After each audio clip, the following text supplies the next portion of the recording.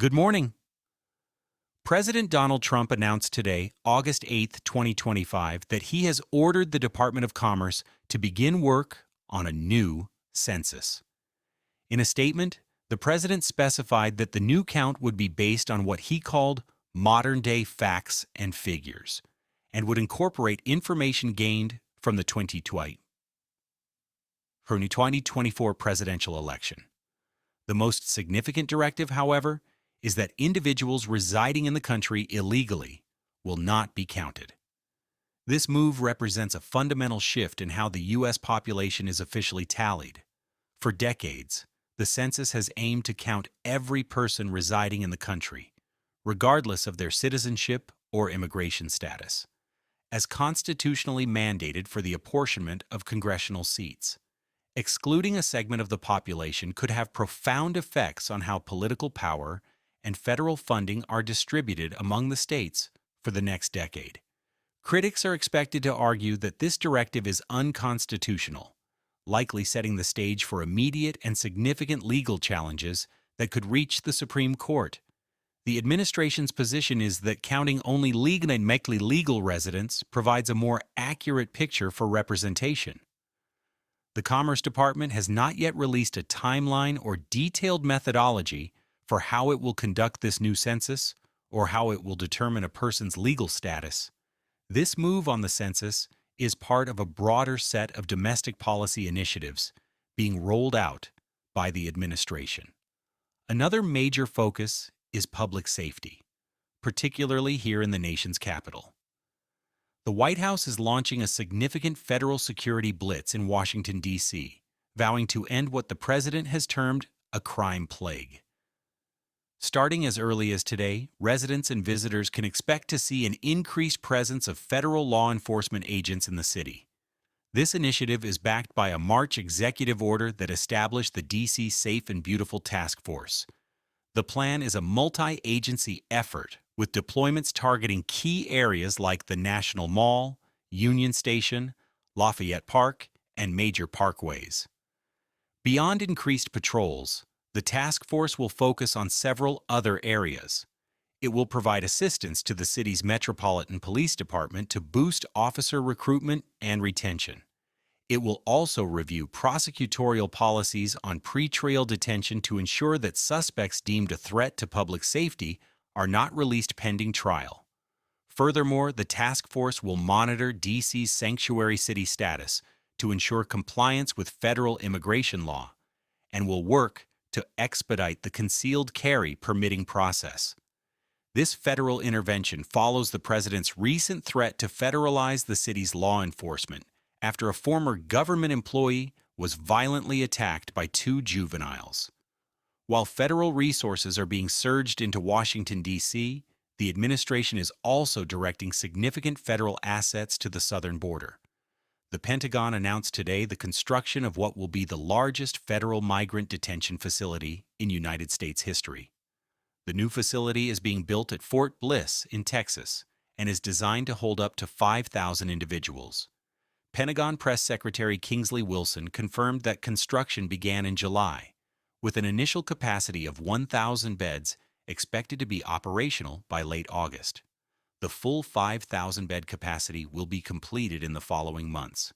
Wilson stated the facility will serve the critical mission, the deportation of illegal aliens, in line with the president's executive orders on immigration. This massive project is part of a wider strategy to increase detention space. It follows recent announcements from states partnering with the federal government. In Indiana, Governor Mike Braun is moving forward with a 1,000-bed facility nicknamed the Speedway Slammer. And in Florida, a facility informally known as Alligator Alcatraz opened this summer in the Everglades to serve as a staging center for deportation flights. Funding for these efforts comes from a reconciliation bill signed by the president last month, which also funds the 287G program to facilitate cooperation between ICE and local law enforcement. These large-scale projects on immigration and domestic policy are unfolding as significant changes are also taking place within federal law enforcement agencies. The FBI is reportedly ousting at least 3 senior officials in a move that sources familiar with the matter are describing as retribution. Among those being forced out is Brian Driscoll, who served as the acting director of the FBI before the confirmation of current director Kash Patel. Also being removed are Stephen Jensen, the acting director in charge of the Washington field office, and Walter Giardina, a special agent who was involved in the investigation of former Trump trade advisor Peter Navarro. Jensen played a key role in the investigations related to the January 6th Capitol breach. According to sources, the senior officials were told they needed to leave the Bureau by Friday, but were not given specific reasons for their removal. The departures come after the Department of Justice directed the FBI to fire 8 top officials and identify other employees involved in the January 6th and Hamas-related cases for review. The FBI has not officially commented on the personnel changes. While the current administration reshapes federal agencies, congressional investigators are continuing to look into the operations of the previous one. New details are emerging from a House Oversight Committee probe into the final years of the Biden presidency. A source familiar with the closed-door testimony of former top Biden aide Anita Dunn claims the decision to skip the traditional presidential interview before the 2024 Super Bowl was influenced by concerns over special counsel Robert Hur's report. That report, which investigated former President Biden's handling of classified documents, described him as a sympathetic, well-meaning, elderly man with a poor memory. However, a source close to Dunn offered a different account, stating the decision was made before the report's release. They claim the team wanted to avoid having the interview's focus be on the classified records issue rather than on policy. Dunn's testimony, which lasted over 5 hours, also revealed that Biden's inner circle reached a consensus that he should not take a cognitive test, concluding it offered no political benefit, even though they believed he could pass one.